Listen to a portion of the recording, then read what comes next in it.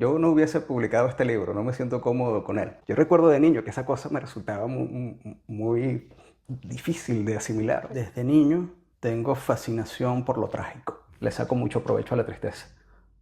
Mira pa' dentro es presentado por Talentos en Acción Latinoamérica.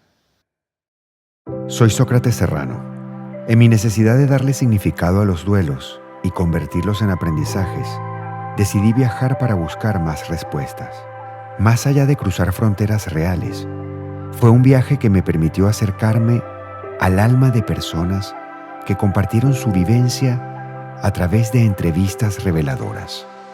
Estas entrevistas me mostraron que viajar hacia adentro es una gran aventura y que es la única manera de darle sentido al dolor para integrarlo sanamente a nuestras vidas. Te invito a conocerlas en esta tercera temporada de Mira pa' dentro, porque miramos mucho hacia afuera. Eduardo, gracias por recibirme. No, un placer, bienvenido. Es un placer para mí estar aquí en esta entrevista con Eduardo y en esta temporada 3 de Mira pa' dentro. Yo conocí a Eduardo hace como unos 9, 10 años. Yo compré en el aeropuerto de Maiquetía una novela que se llama Desterrados. Y yo estaba leyendo la novela en mi viaje a Italia en un fin de año, ¿no? De esos paquetes que se compran de fin de año, se compraban de fin de año que resultaban buenísimos, ¿no? Y compré Desterrados y la empecé a leer en el avión. Y cuando llegué a una escena cumbre de la historia, sentí mucha rabia. Cerré la novela y la lancé así, tú sabes, en las cosas donde uno guarda ahí en los aviones, ¿no? Y entonces el amigo que viajaba conmigo me dijo, ¿qué te pasó? Y le dije, no, pues es que no soporto la descripción que hace este personaje de la venezolanidad. Y yo dejé el libro allí, no lo toqué en el resto del viaje. Cuando regresamos, realmente las opciones de entretenimiento del avión eran muy aburridas. Y entonces dije, bueno, déjame darle otra oportunidad. Pero me fui al final de la novela y leí el discurso que diste cuando recibiste un premio. Uslar Pietri. Exactamente, el premio Uslar Pietri. Y cuando leí tu discurso, porque fui al final para conocer un poco cuál era tu motivación y por qué describías a través del personaje lo que describías, y las cosas que decías hicieron que me conectara nuevamente. Las cosas que decías en el discurso hicieron que me conectara nuevamente y volví a retomar la lectura de la novela y leí el resto en el viaje de regreso a Caracas, ¿no? Bueno, y a partir de allí tuve la posibilidad de contactar a Eduardo cuando vine a Madrid y tuvimos una conversa muy interesante sobre su decir, sobre su narrativa, sobre la historia, y siempre me ha interesado mucho este tema de cómo las personas que están fuera de Venezuela, los artistas, los escritores, ven al país, ven a la identidad de origen, ven la evolución de lo que somos a través del tiempo, de lo que fuimos, de lo que somos y quizás de lo que seremos, ¿no? Luego, bueno, han sido muchas novelas las que ha escrito Eduardo, muchas de ellas muy publicadas en Latinoamérica, se han hecho películas, ha escrito también para cine y, bueno, es un escritor sumamente prolijo, con un decir muy contundente y muy particular, construyendo personajes que pueden ser incluso a veces arrolladores. Me ha interesado mucho que estés aquí en este podcast que habla principalmente sobre duelos, porque siento en tu narrativa y en tu escritura que hay mucho de duelo que tiene que ver con el país. Así lo he recibido yo. Y este tema me toca mucho y me parece muy interesante. Bienvenido, gracias. Gracias. Bueno, déjame agregar algo primero sobre Los Desterrados. Por favor. Que es uno de esos libros sabes que hay muchos escritores que cuando miran hacia atrás dicen, yo no hubiese publicado este libro, no me siento cómodo con él. Los Desterrados es uno de esos libros con los que no me siento muy a gusto, donde no me reconozco. Primero porque no es una novela. Sí. Es una compilación de crónicas que yo publiqué entre 2008 y 2010 para un portal que se llamaba Relectura. Sí. Y realmente fue una estrategia editorial. Blue Label Etiqueta Azul, mi primera novela, le fue muy bien con los libros del Nacional, estaba funcionando y es cuando yo establezco relación con la editorial Ediciones B para publicar otra novela que iba a ser Ljubljana. Pero yo tenía Ljubljana escrita en un concurso. Y le digo, no la puedo publicar ahora porque necesito esperar el fallo del concurso. ¿Qué tienes? Dame algo. Yo, bueno, lo que podemos hacer es reunir estas crónicas, a ver qué tal. Y de esa manera salen Los Desterrados. Pero yo lo que hago es novela, el género con el que me siento a gusto es novela, no escribo cuentos, nunca he publicado cuentos. Ok. Me siento muy a gusto dentro de la novela y me reconozco en la novela. Pero Los Desterrados tiene esa cosa rara, híbrida, que tiene crónicas de distintos tipos, algunas de humor, algunas trágicas, el Sí. discurso al final. Es un libro como muy irregular. Y yo mirando hacia atrás te digo, oye, Los Desterrados, ¿qué es? A veces ni siquiera lo pongo en el currículum. Ah, ni siquiera lo pones. No. Ok, ok, ok, ok. ¿Cómo te presentarías? ¿Quién es Eduardo? Como te decías, profesionalmente y en gran medida como artista, novelista. Yo Ok. me siento un escritor, novelista, guionista también, de oficio, de afición, de pasión, docente. Me gusta mucho dar clases sobre estos temas, sobre estos asuntos, artes, humanidades. Esas tres palabras creo que son clave. Estupendo. Escritor, guionista, docente. Ok. ¿Cómo ha evolucionado ese Eduardo en la distancia de ese origen y de esa inquietud en Venezuela como escritor a través de tu necesidad de decir, de contar historias? ¿Cómo ha evolucionado en el tiempo que tienes en España, que son cuántos años? Ya son 17 años. Wow, wow, wow. Ha tenido unos puntos de giro muy extraños, unos momentos muy difíciles de asir, de comprender, de reflexionar. Ok. Porque claro, en Venezuela yo hice una hoja de ruta que era la que las personas de nuestra generación, creo que nuestra diferencia de edad no es mucho, podemos hablar de generación. Tú te preparabas en la universidad para ejercer una carrera y acumulabas méritos, logros, títulos, qué sé yo. Hacías un esfuerzo y ese esfuerzo rendía frutos. Las cosas han cambiado ahora. El mundo funciona ahora como de otra manera y esa hoja de ruta no funciona ahora como podía funcionar hace unos años. Yo hago la carrera de filosofía en la Universidad Central de Venezuela, hago la carrera de letras en la Católica. Sí. Cuando me mudo a España, mi perspectiva era hacer carrera académica, trabajar en la universidad dando Ok. clases. Por eso hago 2 maestrías. Ujú. Estudios latinoamericanos. Estudios Latinoamericanos en la Universidad Autónoma de Madrid y estudios literarios en la Universidad Complutense. Claro, el siguiente paso era el doctorado. Y me inscribo en el doctorado en Salamanca, pero fue inscribir el doctorado y ganar el premio con Blue Label que me cambió la vida. Entonces se me presentó ahí una disyuntiva que era o sigo por la carrera de la creación literaria, que es lo que me apasiona, que es lo que me gusta, que es lo que quiero hacer, o me tardo 2, 3 años haciendo una tesis doctoral que la van a leer 4 tutores para luego opositar y terminar dando clases. Y si bien fue una disyuntiva que estuvo ahí, no sabía lo que quería hacer. Tenía muy claro que quería apostar por la literatura y fueron 5 años de creación literaria continua, profunda, con una particularidad que yo publico Blue Label 2010, Transylvania Unplugged 2011, Ljubljana 2013, Jezabel 2014, Julián 2015. Una detrás de otra, pero en Venezuela. Ya. Aquí no. O sea, eran novelas que se publicaban allá, que funcionaron muy bien en Venezuela, cosa con la que me encontré, que no fue algo que yo me... Por supuesto que tú, cuando haces una obra de teatro, una película, un libro, Sí. tienes como la expectativa de que funcione, de que tenga un público, que sea exitosa. Pero lo que pasó con Blue Label, Etiqueta Azul en particular, a mí me tomó por sorpresa, que fue una novela que tuvo mucho impacto, funcionó, conectó con una generación de lectores jóvenes, me abrió muchas puertas. Y pasó una cosa muy extraña, porque todo eso pasaba en Venezuela, a la distancia, pero yo vivía acá. Entonces iba 15 días a Venezuela a visitar a mis padres, y esos 15 días se convirtieron en una agenda de trabajo, con entrevistas con los principales periodistas de aquella época, en la mañana con César Miguel Rondón, en la tarde con Ana María Simón y Erika de la Vega. Fui hasta Los Ciudadanos alguna vez, Wow. que fue un programa que tuvo mucho rating. Sí.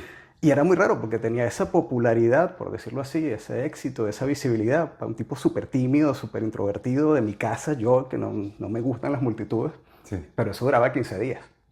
Pasaba esos 15 días, yo regresaba a Madrid a mi soledad absoluta y a mi anonimato absoluto. ¿Y con qué frecuencia pasó? Durante esos 5 años, entre 2010 y 2015, Pasó varias veces. solía ir al verano Wow. acá a visitar a mi familia y siempre ya iba como con Una agenda. con una agenda.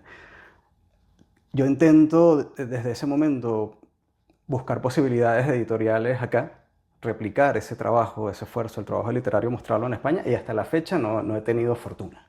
Ha sido imposible, distintos inconvenientes, sin duda errores míos en el approach, en la parte de socializar mi trabajo, mostrarlo, acercarme a las editoriales. Probablemente no lo he hecho de la mejor manera, pero también son tiempos muy lentos, el sector tiene muchas trabas, muchas dificultades. No ha habido allí un paso. Hay un paso que no se ha dado, pero que sigo trabajando en dar ese paso. No dudo que en un corto plazo puedan haber algunas noticias. Y en ese recorrido comienzo a trabajar también en el cine. Ajá. Desde que se publica Blue Label Etiqueta Azul, inmediatamente recibo la propuesta de Velame de hacer la película. Pasamos muchos años haciéndola, fue un proyecto que tuvo muchas trabas. Es una película difícil, una película cara, road movie en Venezuela, sin gasolina, con años de turbulencia y de protestas. Sí. Distintos coproductores desaparecieron, después aparecían otros. Fíjate que Blue Label Etiqueta Azul es una novela que transcurre en Francia. Ella es Eugenia Blanc, transcurre en París. El guión iba a ser en Francia, iba a ser en París, iba a haber unos coproductores franceses. Claro, esos coproductores desaparecieron y aparecieron unos italianos. Entonces Eugenia Blanc se convirtió en Eugenia Bianchi y París se convirtió en Roma. Y eran decisiones que había que tomar así sobre la marcha. Un aprendizaje maravilloso de todo lo que tiene que ver con el cine, tanto con Velame para Dirección Opuesta como con Hernán Javes para Jezabel.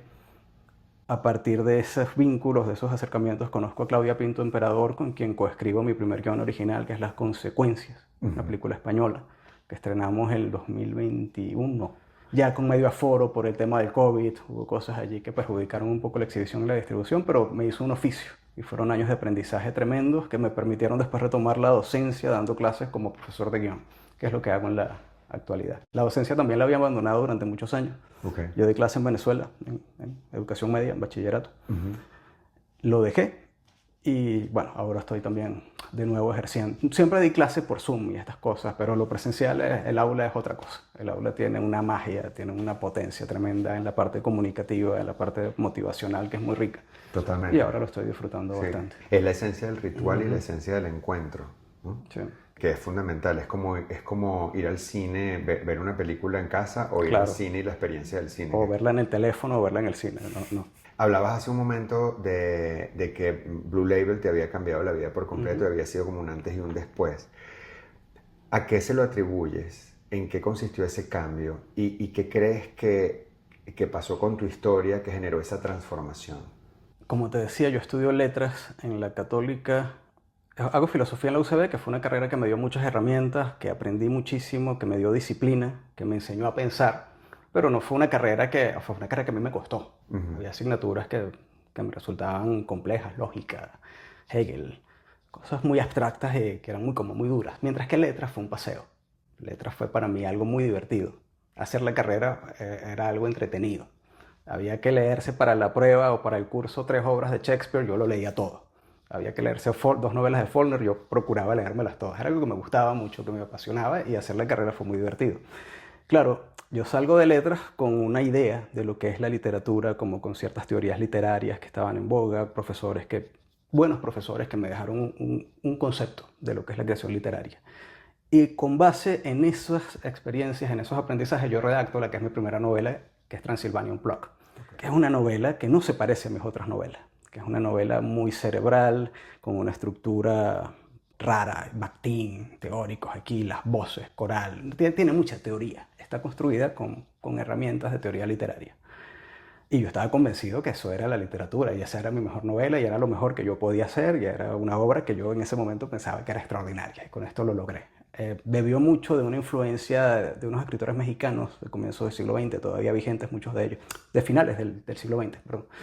Que se llamó La Generación del Crack. Jorge Volpi, Ignacio Padilla, Pedro Ángel Palou, unos tipos que empezaron a hacer una narrativa latinoamericana que se olvidaba de América Latina. Y sus plots transcurrían en la Alemania nazi, en la Unión Soviética, con personajes con nombres eslavos y que no tenían nada que ver con América Latina. Eso a mí me interesó, me pareció como súper interesante, y por ahí construyo Transylvania Unplugged y me encuentro que Transylvania Unplugged como manuscrito fracasa. Fracasa en la búsqueda de editorial, fracasa en los concursos, no encuentra salida.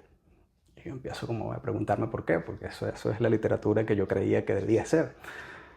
Y no tenía, a pesar de que en esa época en Venezuela había editoriales que estaban apostando por autores locales, estaban publicando cosas, cuando la entregaba, sin respuesta, correos sin responder, llamadas sin responder. no está pasando nada con Transylvania Unplugged. Me mudo a España, persisto intentando encontrarle salidas a este manuscrito y nada. Claro, mudarme a España supone dejar la docencia que yo ejercí durante 5 años. Y eso sí me pegó un guayabo tremendo. Ahí sí hubo un duelo. Dejar la docencia, dejar el bachillerato para mí fue un duelo importante. Muy interesante porque yo ni siquiera quería dar clase. Yo nunca me imaginé que iba a dar clase. Cuando me gradúo en letras, voy un día a la escuela. O sea, sí pensaba que iba a dar clase, pero en la academia, en la universidad, no en bachillerato. Pero una vez que me gradúo en la UCAP, voy a hablar con la directora de la escuela, que en ese momento era María de los Ángeles Taberna, una profesora extraordinaria, una mujer que me marcó profesionalmente. Ok. Ella me dice, foguéate en bachillerato. Antes de venir a dar clase a la universidad, además de que ahorita no hay, o sea, está todo como copado, da clase en bachillerato a ver qué tal, a ver cómo te va. Esta profesora, Conchita Castro, se va a España, deja unas horas en el Colegio San Ignacio. Háblate con ella a ver si te deja las horas. Y así fue. Así llegué como por azar, con mucho miedo. Meterse en un aula de 32 adolescentes es una experiencia de terror. Claro. Y yo llegué, claro, Conchita me protegió mucho. Ella me dijo, ella se iba, por decirlo, en el verano y yo entro marzo-abril y me dice, tú entras conmigo, porque si tú entras solo a ese salón, estos tipos te matan. Entonces ella me cuidó mucho, yo daba la clase con ella ahí sentada, hubo conexión con los chicos y ya después fue una cosa súper espontánea, súper rica, súper encantadora. Y claro, cuando lo dejo me pegó, lo eché mucho de menos. Entonces me pegó esa tristeza, decepción, desmoralización de no haber logrado nada con el manuscrito que yo pensaba que era extraordinario, la soledad de Madrid, del cambio de país y echando de menos a los chicos, empiezo a recordar sus voces, sus historias, sus anécdotas y así nace Blue Label la etiqueta azul. Blue Label la etiqueta azul dice en su primera página a la 80H. Eso Ajá. no lo entiende nadie, solo lo entienden los chamos de la promoción 80 de Humanidades del Colegio de San Ignacio, de la que yo fui padrino, Ok. porque fueron sus historias los que me inspiraron un poco lo que es Blue Label etiqueta azul. Ya yo había perdido 700 concursos con el manuscrito de Transylvania Unplugged. Blue Label tuvo uno solo, o sea, solo lo envié al Luz Pietri y se ganó el Luz Pietri. Y entonces a partir de ahí, de la lectura de amigos, de gente del sector, conocidos, la recepción que tuvo la novela, sí hubo como momento de, bueno, ya va, pero si esto no tiene estructura, o sea, por supuesto que tiene una estructura, pero no tiene la estructura que yo había imaginado que debía ser la estructura de una obra literaria, tiene más peso la parte emocional y sentimental que la cerebral, cómo es que esto funciona y esto no. Empecé a hacer como ese ejercicio comparativo y hasta la fecha yo noto una continuidad, un método, un fondo entre Blue Label, Etiqueta Azul, Ljubljana, Jezabel, Julián y otros proyectos que tengo allí que está ahí. Son obras que se conectan, que se tocan, que hablan la una de la otra Sí. de manera discreta, pero hay allí unos lazos. Transylvania Unplugged no. Transylvania Unplugged es como una tesis de grado de licenciado en letras, mientras que las otras encontré en ellas una voz emocional que se ha convertido en la clave de mi trabajo. Yo recuerdo una conversación que tuvimos caminando por Gran Vía, donde yo te preguntaba que por qué tus personajes tenían una voz tan oscura y tan pesimista en el decir y en su trayectoria, ¿no? Y en aquel momento tú me comentaste que estabas trabajando en Julián, no tenía nombre todavía, pero me hablaste de que estabas trabajando en otra voz, que era la voz de un niño, que contaba las cosas de una forma diferente, ¿no? De una manera distinta. Pero siempre en tus relatos hay un tema que tiene que ver con la mirada hacia ese espacio de origen, hacia ese espacio primigenio, que ciertamente es una mirada dura. A mí me duele cuando la leo, ¿no? Hay una mezcla muy particular, ¿no? ¿En qué consiste esa mirada? Si puedes compartirnos eso, ¿en qué consiste esa mirada? ¿Tiene que ver con tu propio duelo de ese espacio que dejaste hace 17 años? ¿Es una necesidad de expresar lo que has escuchado a través del contacto que has tenido, por ejemplo, con esos adolescentes? Me imagino que también probablemente es una mezcla de cosas. No. ¿Qué tanto de tu propio duelo hay en esas historias? Mira, yo te diría que desde niño tengo fascinación por lo trágico.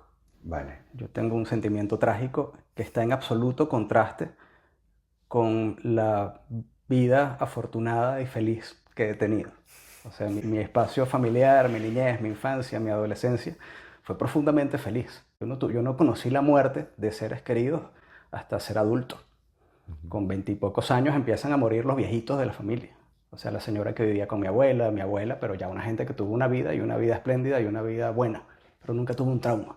O sea, sí recuerdo que pasó algo que me resultó desconcertante cuando era niño en tercer grado. Murió una compañera de clase. Este, en su edificio tenían este tipo de puertas de cristal que si la puerta se rompió un día, y típico en Venezuela, dejaron eso así para siempre. Y la gente se acostumbró a pasar por ahí. Claro, repararon la puerta, la pusieron el cristal, no pusieron ningún anuncio, la niña venía corriendo, ¡pah! Se llevó el vidrio por delante y murió. Eso fue en tercer grado. Era compañera tuya de clase. Sí, compañera de clase, no éramos amiguitos ni tal, pero era una compañerita y éramos niños. Y a mí una cosa que me resultó estremecedora fue darme cuenta de que la vida continuaba. O sea, esta chama se murió, era la niña, ella era de la lista, cuando pasaban la lista en primaria, lo recuerdo, ella era el 16, 17, 18, una cosa así. Y lo que decidieron hacer los maestros de la época fue no nombrarla. Saltaban del 15 al 17. Y decía, bueno, pero esta persona existió, esta niña estuvo aquí, ¿cómo es que lloramos 3 días y ya no existe? Yo recuerdo de niño que esa cosa me resultaba muy difícil de asimilar. O sea, ella era el número 16. Sí, exactamente. Y no la Y a nombraron. ellos no, decidieron como que para una manera de proteger a los otros niños, de no revolver el dolor, de evitar pensar en eso, era pasarla por alto. Y nosotros seguimos siendo niños y seguimos jugando y se olvidó y la olvidamos. Esa cosa del olvido a mí me resultaba, claro, yo no lo podía racionalizar en esa época, no lo veía de esa manera, lo percibo ahora desde adulto. Pero sí recuerdo que ese hecho me resultó perturbador. Pero yo no fui a una funeraria. A mis padres, a mí, mi familia nunca me llevó a un velorio, siendo niño. Okay. No tengo experiencia de infancia de la muerte, ni de maltrato, ni de cosas turbias. Al contrario, pura fiesta. Mi infancia fue una fiesta. Con mi familia es una fiesta. Mi casa era una fiesta.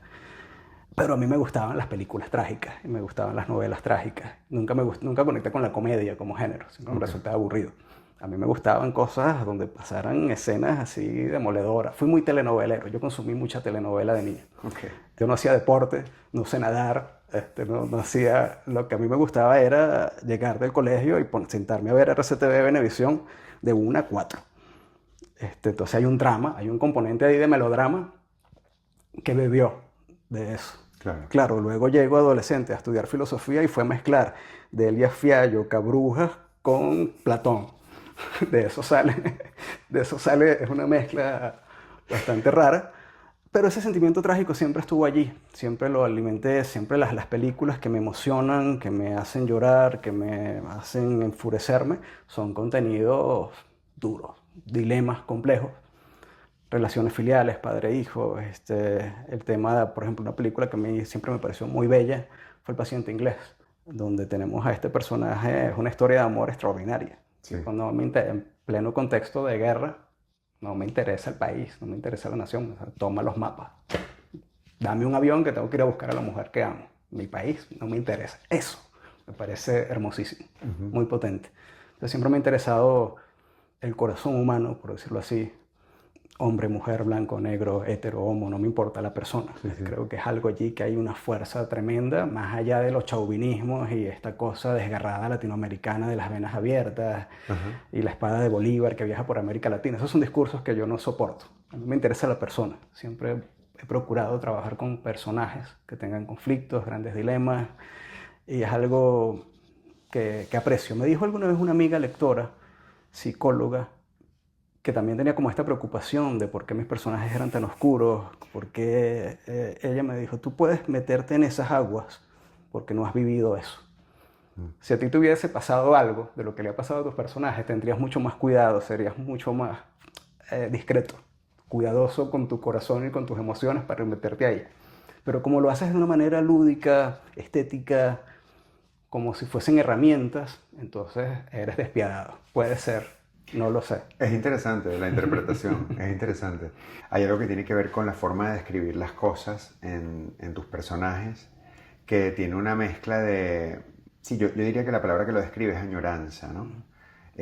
Añoranza por un espacio lejano y al mismo tiempo como una especie de relación amor-odio, por llamarlo de alguna manera, me Ujú, atrevería a describirlo de esa forma, ¿no? Pero hay una secuencia que es la que me llevó a mí a dejar el libro en el avión, en Desterrados, ujú, en estas crónicas que mencionabas que están compiladas, ujú, que es un sueño que tiene Lautaro Sanz. ujú, Y él sueña que Venezuela se hunde en el excremento, ujú, ¿no? Y después hay algo, no recuerdo exactamente bien qué es lo que pasa, pero desaparece la identidad. O sea, después de que eso ocurre, las ujú. personas que son venezolanas ya no son más venezolanas porque Venezuela no existe. Entonces, mm, a mí eso me llamó mucho la atención, ¿no? Porque obviamente había como para mí, en mi mirada, era como, voy a eliminar el origen, ¿no? Ese espacio de origen, estoy tan peleado con él que lo voy a eliminar, ¿no? O sea, en mi discurso imaginario, ¿no? Y por otro lado, uno ve personajes tan atormentados en el resto de tus historias que tienen ese viaje emocional tan particular, que transitan espacios de mucha oscuridad, de muy poca esperanza, ¿no? Por ejemplo, me pasó mucho con los personajes de Blue Label, ¿no? O sea, Ujú. todos al final están inmersos en ese espacio de tanto pesimismo, ¿no? Entonces, quizás eso que te dice tu amiga, psicóloga, porque bueno, además, por cierto, nosotros los psicólogos tenemos un vicio de oficio que es ver más allá de lo aparente y analizar algo que quizás tiene otras interpretaciones, pero bueno, en eso consiste nuestro trabajo. Pero como mirada, siempre me resultó pues muy interesante porque además yo viví el desarraigo de mis padres, ¿no? Y aquí lo conecto con algo personal. Yo viví el desarraigo de mis padres los dos son emigrantes, mi padre emigró de Chile a Venezuela, pero viene de una familia de emigrantes porque mi abuela era croata y mi abuelo era madrileño y mi madre emigra de aquí de España a Venezuela, ¿no? Y yo crecí con ese desarraigo, ¿no? Con ese extrañar el origen. Entonces todos estos temas que tienen que ver con el aquí y el allá siempre han sido unos temas para mí que me han movilizado mucho, ¿no? Que me han movido mucho.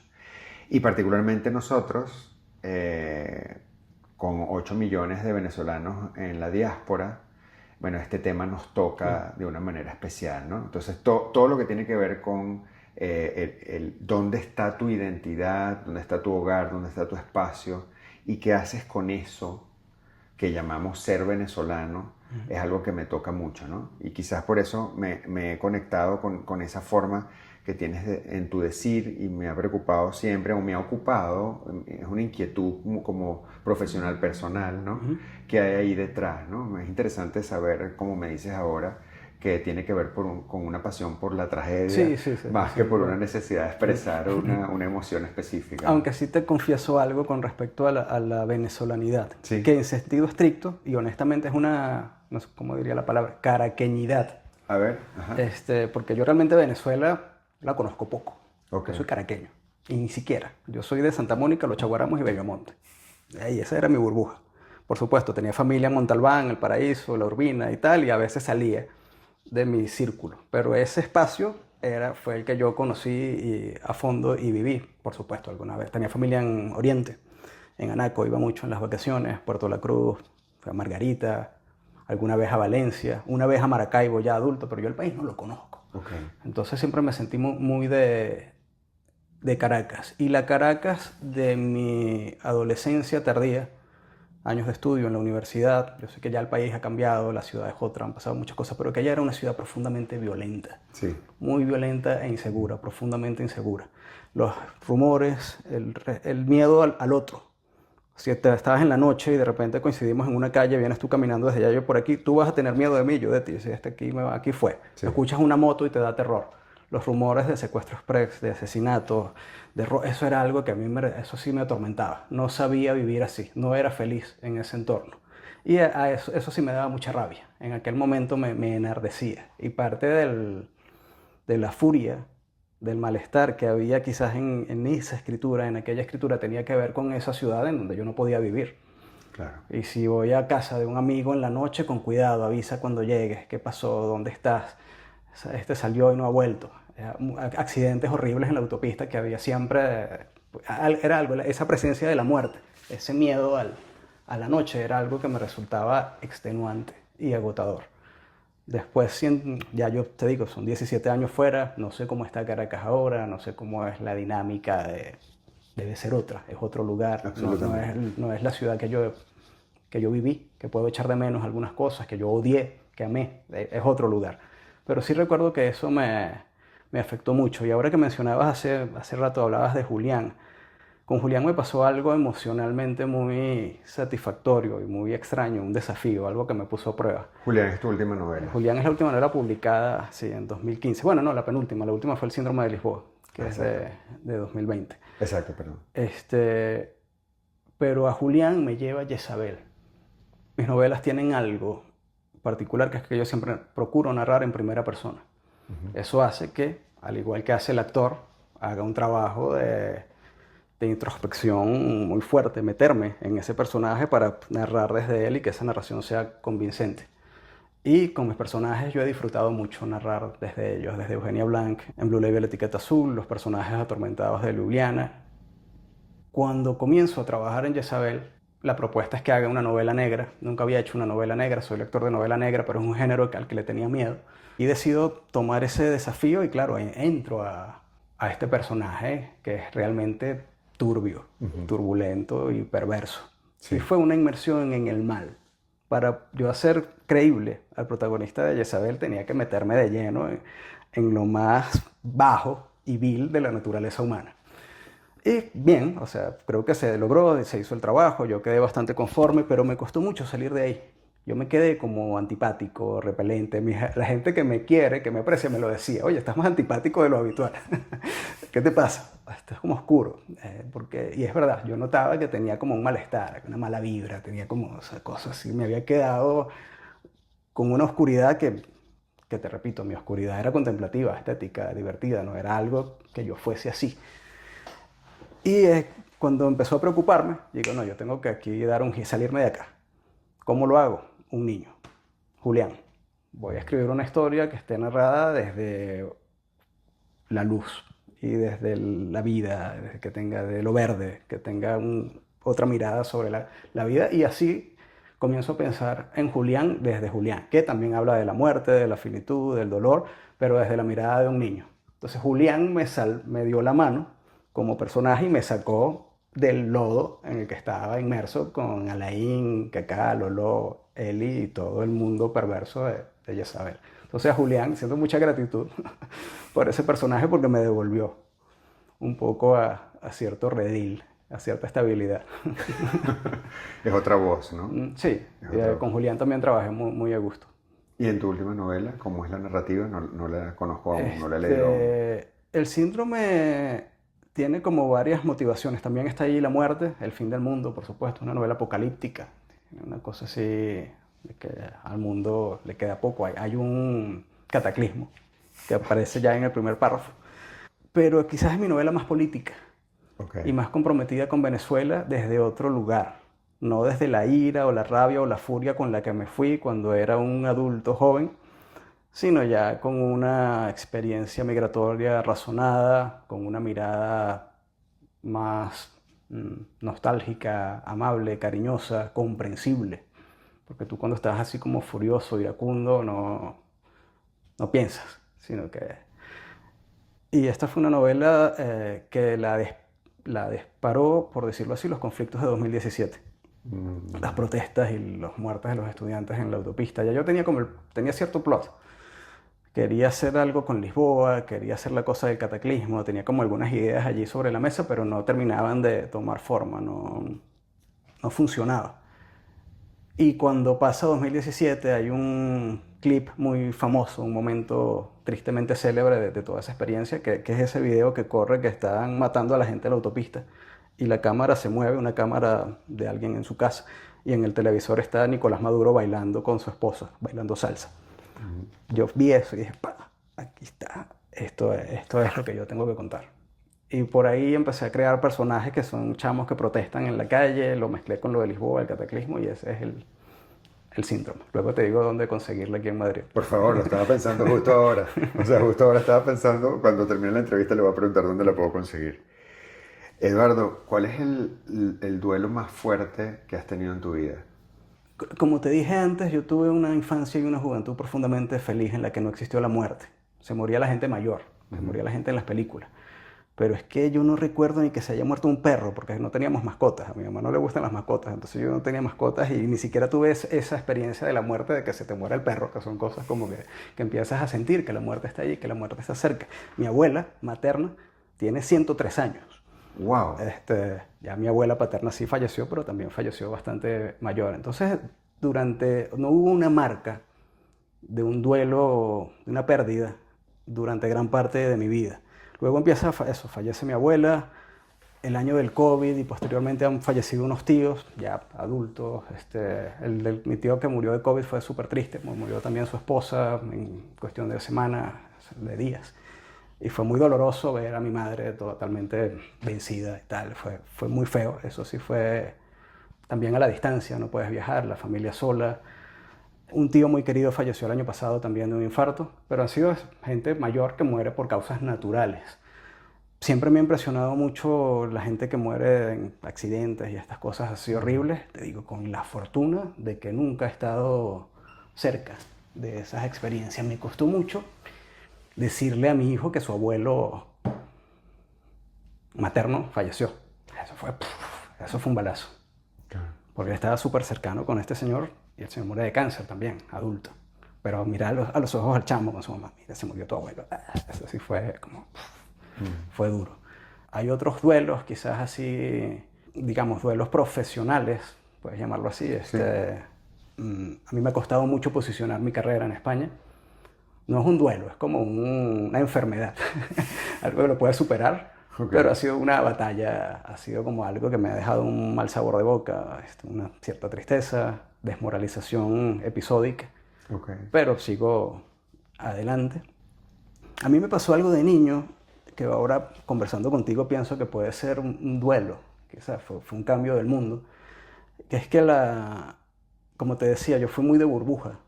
Santa Mónica, Los Aguaramos, Bellomonte. Y yo estudié mi hermana se gradúa en un colegio, que es el colegio, mi hermana mayor, Colegio Cristo Rey de Santa Mónica. Yo hice preescolar en el Colegio Cristo Rey de Santa Mónica, primaria también, comienzo el bachillerato, pero en 9º grado a mí me botan del Cristo Rey, porque a mí me queda física y química y en ese momento no se permitía repetir en el mismo instituto, no sé qué reglamento absurdo había. Y salir de Cristo Rey no entendí. No lo entendí, cómo era posible que eso ocurriera, porque ese era el único mundo que yo conocía. Claro, viéndolo en perspectiva, y eso fue algo que yo descubrí muy pronto. O sea, es lo mejor que me pudo haber pasado a mí en la vida, haber salido de ahí. Pero en ese momento fue un balazo. Fue algo así como que no entiendo qué está pasando y ahora qué voy a hacer si esto es lo único que hay, no hay más nada. Yo no había visto más mundo, más allá de... O sea, los Chaguaramos era una frontera, el valle era otra, no hay más nada. ¿Qué hago yo ahora? Y me toca repetir 9º grado en un colegio donde no conecté, donde fui profundamente infeliz. Estamos hablando de los años 92, 93, 94 por ahí. Y fue un año de soledad absoluta, no quería hablarle a nadie, hábitos así delictivos, me junté con los más malandros del colegio porque eran los tipos que me parecían más interesantes. Entonces creo que esa experiencia fue transformadora, profundamente dolorosa en soledad, no tenía amigos.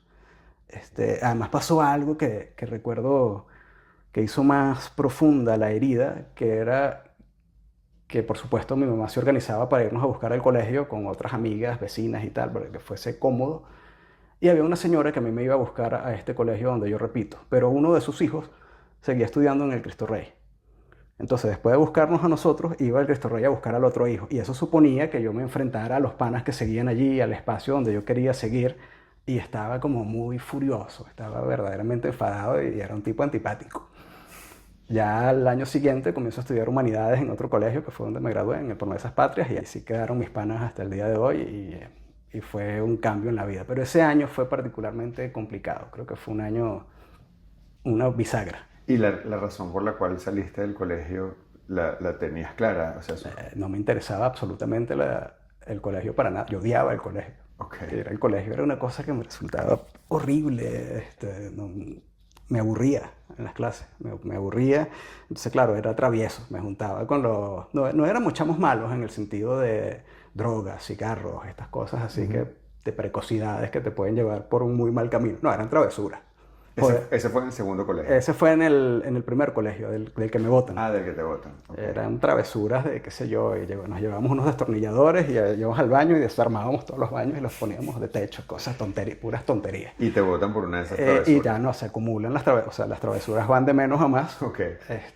Y claro, el rendimiento académico también era muy bajo, pero se juntó el mal comportamiento con las malas notas. Ok. Para reparación me quedan 4 materias y me queda física y química, y repito con física y química. Entonces, claro, en el nuevo colegio solo cursaba física y química, pero me obligaban a asistir a las clases de las otras materias, pues tenía que pasar todo el día en el colegio y Ok. era aburridísimo. Ok.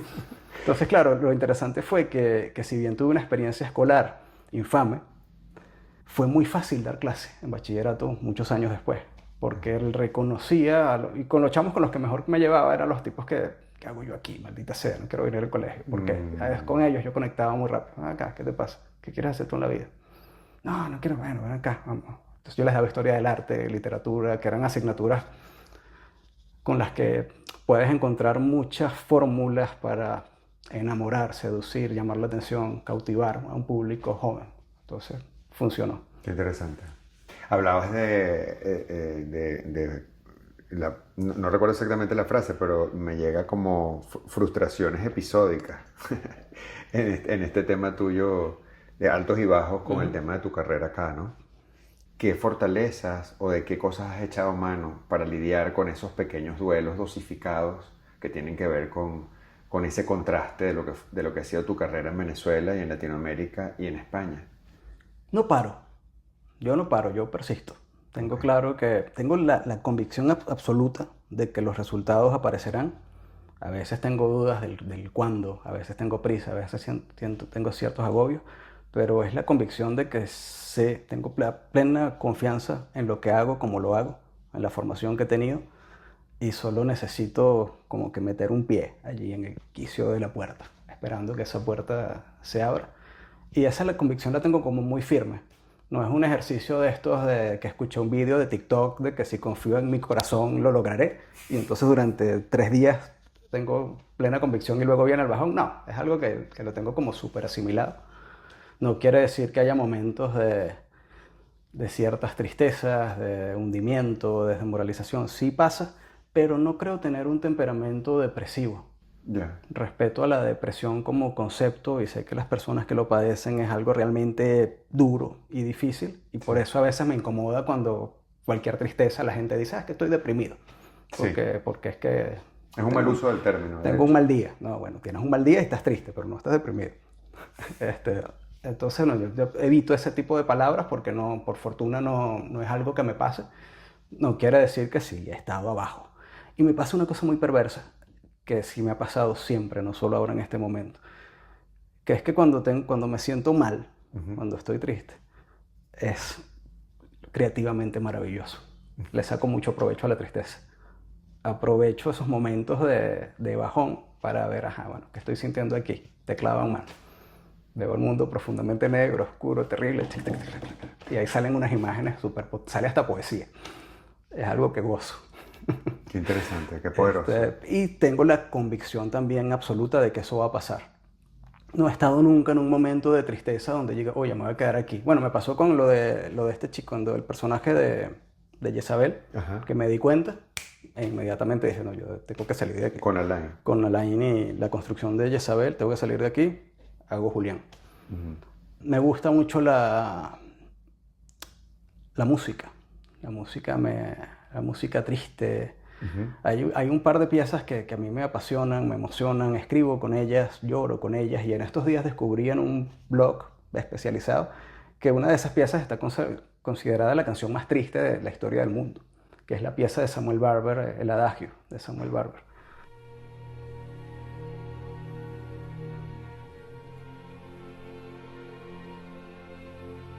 Eso a mí me encanta, eso me emociona, yo la utilizo para escribir, muchas veces la pongo en repeat. Cuando llega el informe de Spotify al final de año, aparece junto con las canciones de Rodrigo, que las pone en repeat también, el adagio de Samuel Barber, que es una cosa emocionante y estremecedora. Entonces siempre está la tristeza allí, hay una negociación con la tristeza, pero para responder a tu pregunta en concreto, sé que pasará. No me quedo en ella, no la romantizo. Es episódica y la convicción de que esto llegará. Sin embargo, es interesantísimo lo que compartes y lo agradezco mucho, porque una de las cosas de las que he estado hablando a lo largo del tiempo, después de haber superado una depresión por duelo, por la muerte de mi hermana por COVID, es precisamente esa, ¿no? O sea, cómo nos aterroriza una emoción como la tristeza. Nos aterroriza porque además estamos permanentemente recibiendo información a través de las redes sociales de las vidas perfectas en TikTok y en Instagram, ¿no? Y de la parte luminosa de la vida. O sea, hay una exaltación del disfrute. Bueno, obviamente la tristeza no es atractiva, ¿no? La rabia no son emociones atractivas, no son emociones placenteras. Y entonces hay un rechazo y hay una desconexión de la emoción, ¿no? Pero me parece muy interesante que tú como creador compartas que utilizas la tristeza como energía creativa, es decir, porque esa emoción te permite estar en contacto con cosas diferentes y con un decir diferente, ¿no? ¿Recuerdas particularmente algún pasaje de algún personaje, de alguna secuencia, de alguna escena que hayas hecho desde la tristeza? Muchos pasajes del síndrome de Lisboa. Ok. En el síndrome de Lisboa tiene también otra cosa que aprecio, que fue como un homenaje a mi trabajo como docente. El protagonista del síndrome de Lisboa es un profesor de bachillerato. Entonces recordé ahí a mis... Así bien con Blue Label Etiqueta Azul recordé a mis estudiantes. Con el síndrome recordé a muchos de mis colegas que siguen dando clases, muchos de ellos, y también mi propia experiencia como profesor. Y hay un momento en que, curiosamente, hablabas al inicio de la conversación sobre el discurso de Los Lerpietri. Sí. Hay un momento en el que este profesor tiene que escribir un discurso de grado. Y él está, ese personaje sí está deprimido, está vencido, él no quiere decir nada, pero él siente la responsabilidad como docente de que tiene que darle algo a los chicos. Entonces escribe un discurso muy doloroso, trágico, pero con cierta belleza y con cierto fondo de esperanza. Y sí, aproveché un momento de melancolía profunda, de nostalgia, como para encontrar el tono. Entonces aquí, esto tiene que tener esta carga trágica. Interesante. Es interesante porque, contrariamente a lo que pensamos, esas emociones nos permiten espacios de expresión completamente diferentes, ¿no?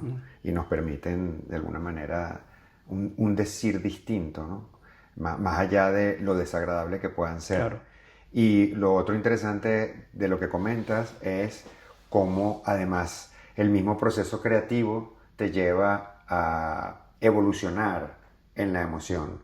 Cuando hablas de el tránsito de un personaje a otro, o sea, para salir de ese mundo oscuro de Alain, Julián te lleva de la mano a transitar otras cosas diferentes. Oye, ahora que dices esto, hay algo que a mí siempre me pareció muy interesante, me ha generado malestar profesional.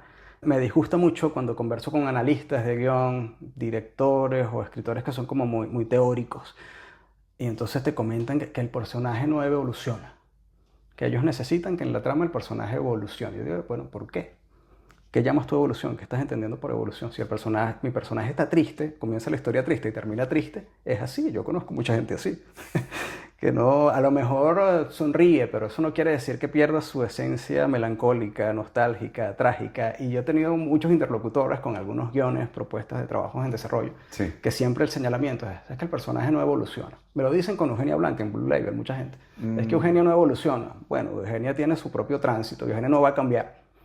Eugenia es infeliz, está en su naturaleza. Le han pasado muchas cosas dolorosas a esa chama y está en un momento de su vida que su plan no es ser feliz. Entonces yo siento que es orgánico, que es verosímil, que tiene sentido.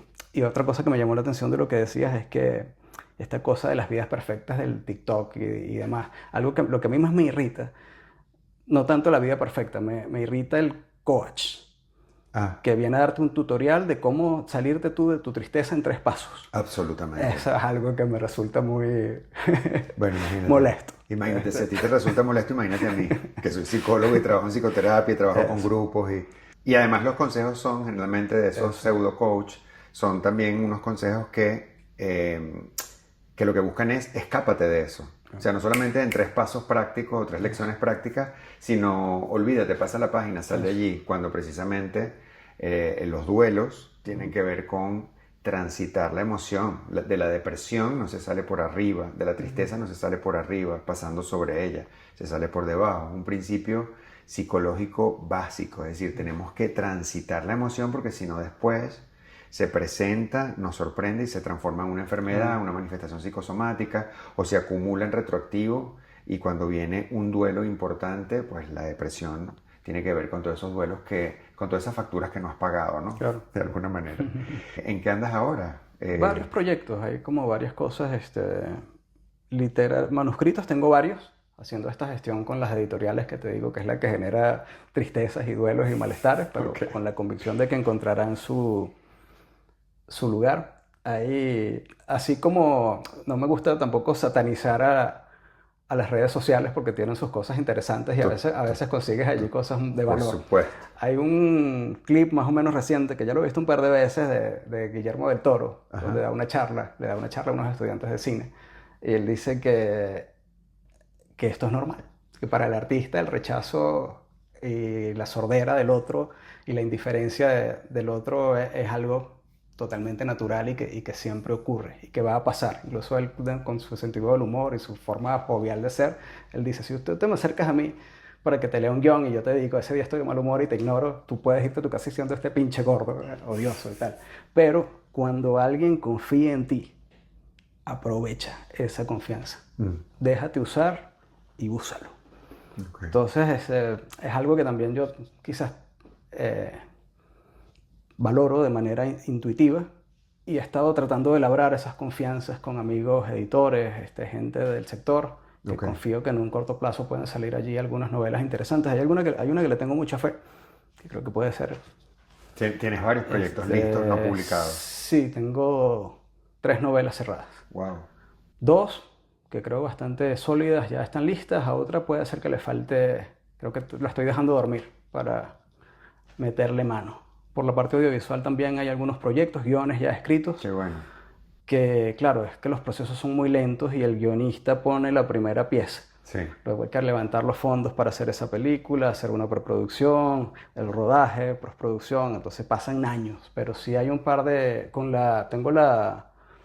Lo que pasa es que hay como cierta información allí confidencial y NDA y estas cosas y creo que no puedo decir algunos nombres o muchos detalles. No los digas. Pero sí tengo la satisfacción de que hay un guión que trabajé con una productora en México, que es mi primer guión en solitario. Oh, qué bien. Yo hasta ahora he coescrito. Okay. Y he aprendido de mis coescritores, directores, tanto Hernán Javes, Alejandro Velame, Claudia Pinto Emperador. Este guión, que ya escribí hace año y medio, es mi primer guión yo solo. Y lo va a dirigir un tipo muy talentoso y una gente que esperamos que se va a rodar en Venezuela, es para hacer una película en Venezuela. ¡Qué maravilla! Entonces, súper contento con esa experiencia. Estoy por ahí, literatura, audiovisual, la docencia y creando contenidos también para hacer películas, series, a ver qué pasa. Estupendo. Ese es el plan. Eduardo, para cerrar, siempre le hago esta pregunta a los entrevistados. ¿Qué le dirías a una persona que comienza un duelo? Que comienza a duelar, como dicen los argentinos. Desde tu vivencia, desde tu experiencia, ¿qué le dirías? Fíjate que más que decir, escucharía. Ok. Suelta, habla ahí de todo. Y ni siquiera hablar del tema, a ver por dónde va, a ver qué... Quizás vamos a salir a hablar de otra cosa. Bueno, ¿quieres hablar del tema? Dale. Pero escuchar, básicamente, porque siempre me siento muy inseguro con la palabra consejo, recomendación. Siento que más bien, soy sumamente torpe. Cuando me toca dar un pésame, soy torpe. Y digo esa frase sentido pésame, que es como la clásica. Convencionalismo. Siento que balbuceo, que me cuesta. Entonces, por la misma vivencia de no haber tenido duelos de niño, experiencia trágica de no saberlo hacer, soy bastante torpe. Y creo que mi acercamiento está incomodando a la persona. Entonces hay como un momento allí en el que no estoy cómodo. y procuraría que la persona se sienta cómoda, sobre todo si es una persona querida, si es una persona cercana. Y bueno, quiere hablar, dale, habla. ¿Quieres que tomarnos un whisky? Vale, tomarnos un whisky. Escucha música, vamos a escuchar música. Y así, dejarlo ir, dejarlo llevar hasta que si puedo aportar algo, o sea, si quieres hablar conmigo, quieres estar aquí o hablemos, vaya, vamos, bien. Pero es que no tengo la receta. O sea, la pregunta me genera muchas incertidumbres porque no sabría qué decir. Y bueno, claro, dentro de todo lo que hemos conversado hay otra experiencia de la que no he mencionado, que también ha sido otro aprendizaje y que me pasa no solo con la muerte, sino con el día a día, que es la paternidad. Ajá. Yo con mi chamo, cuando se presentan dilemas, escenarios, tomas de decisiones, bueno, sí, ¿qué hay que hacer? Sabes que hay mucha gente, amigos, ¿verdad?, que son papás y mamás. Sí, Saben sí. qué hacer. Sí, sí, sí. Saben qué hacer, saben qué es lo correcto, saben distinguir el bien y el mal, saben qué es lo correcto. Yo no. Yo me pongo así con él, tiene 9 años. Yo, bueno, ¿qué pasó? Tal cosa. Claro, lo correcto, si soy papá, tendría que decirle esto y esto y esto y esto, pero no quiero decirle eso. Entonces, bueno, pero vamos a ver qué pasa y tal. Y empiezo ahí como a tirar flechas, a decir cualquier cosa y es un proceso de aprendizaje muy rico, muy divertido. Él me ve a mí como su amigo. A veces me falta autoridad como padre porque él conmigo habla. La madre pone disciplina, orden, y bueno, eso me salpica de alguna manera, pero es complicado. Eduardo, un placer. Gracias, Sócrates. Muchísimo, Un placer. muchísimo, Disfruté mucho muchísimo. la tertulia. Qué bueno. Cuando quieras. Qué bueno, muchísimas gracias. Además que me llama mucho la atención porque comentaste al principio que eras un hombre tímido e introvertido, pero la demostración fue todo lo contrario. No, bueno, sí, entre amigos en espacios así pequeños, espacios con lo que no me gustan son las multitudes. Ok. Esta cosa, un concierto, gente, ruido, eso me paraliza. Ok. Pero en espacios pequeños, bien. Fluye. Todo fluye. Aquí fluiste estupendamente. Mira, muchísimas gracias por tu honestidad, por compartir cosas que tienen que ver con un mundo más privado. Gracias por mostrarnos lo que haces detrás de lo que leemos y de los personajes que conocemos. Y bueno, nada, yo te quiero seguir leyendo. Ah, bueno, un placer. Gracias. Gracias. Mira para adentro, porque miramos mucho hacia afuera.